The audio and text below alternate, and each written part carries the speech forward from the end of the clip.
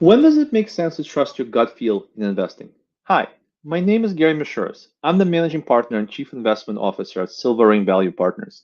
I also teach the value investing seminar at the FW Olin Graduate School of Business.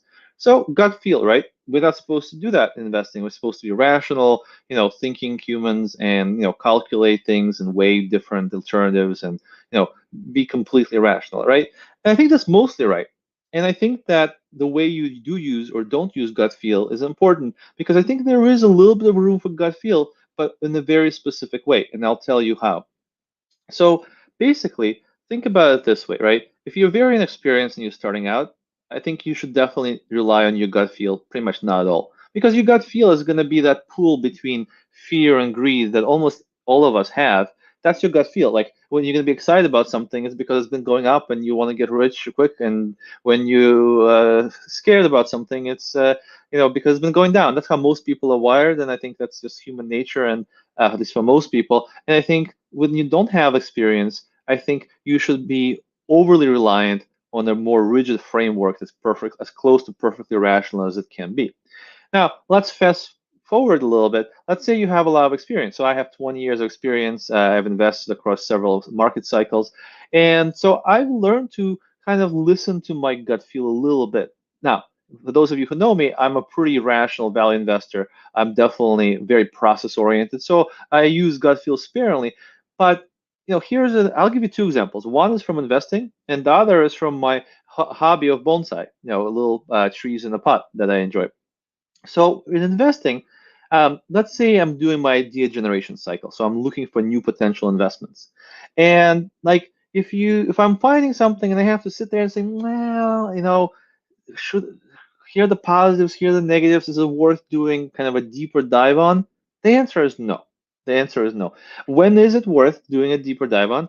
When you find something, you say, oh my gosh, I got to stop other things. I want to start working on this right away. I want to start diving in because this has the potential to be a really, perfect opportunity or near perfect opportunity. There's probably no such thing as a perfect opportunity, right? So that's your gut feel. It's not really a gut feel. It's so much as it's your experience kind of in the back of your mind that's pattern matching that to what you're looking for. Like you're looking for that, and your mind's screaming at you, yes, yes. That's a good way of using I think gut feel investing is kind of to drive to listen to your kind of experienced self and say, okay, my mind's telling me I want to do more work. I definitely should prioritize that. Now, a bad way of doing this would be saying, oh, my mind's telling me this is potentially great. I should buy it, right? You buying it is different. That should be a perfectly rational decision. After you weigh all the facts, you value the business and so forth and so on. But there's a difference between using your gut feel to buy something or size the position or things like that, to using your gut feel to decide that you want to, pursue it further and really investigate it heavily and prioritize it in your queue of potential ideas, right? So now I promised an example from bonsai. So in bonsai, there's a little similarity to investing. There's a couple actually, but one is that you're searching for raw material. So you start with a bigger tree, like nursery stock in a can, and you're reducing it over time to a little smaller, more compact tree in a pot that gives an illusion of being a giant tree in miniature. That's kind of the goal, right? And so part of it is the hunt for unusual or interesting nursery stock, or if you're collecting in the wild, but I don't do that. Just trees to start with, and maybe they have some cool twisty trunks or various characteristics, certain leaves, certain branch shapes, what have you. I don't want to get too deep into that.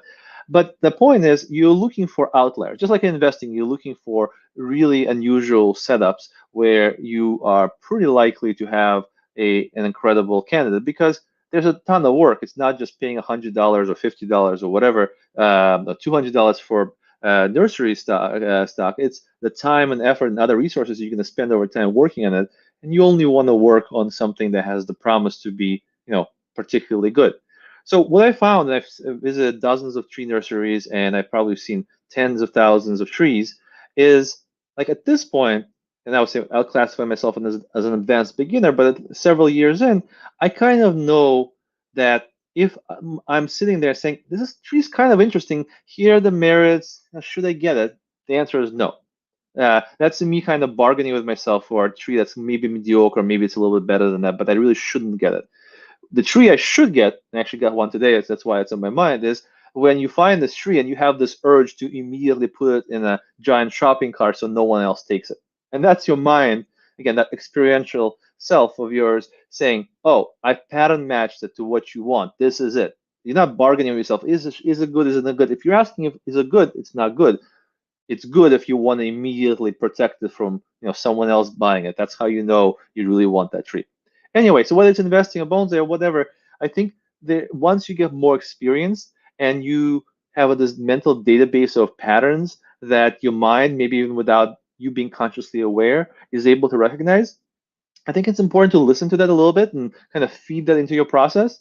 But at the same time, I don't want to go too far, and I want to make sure that the main event here is a rigorous process that's disciplined and it's consistently implemented, but that within the process there's a place for using gut feel to maybe direct attention or prioritize and so forth, not to actually make decisions.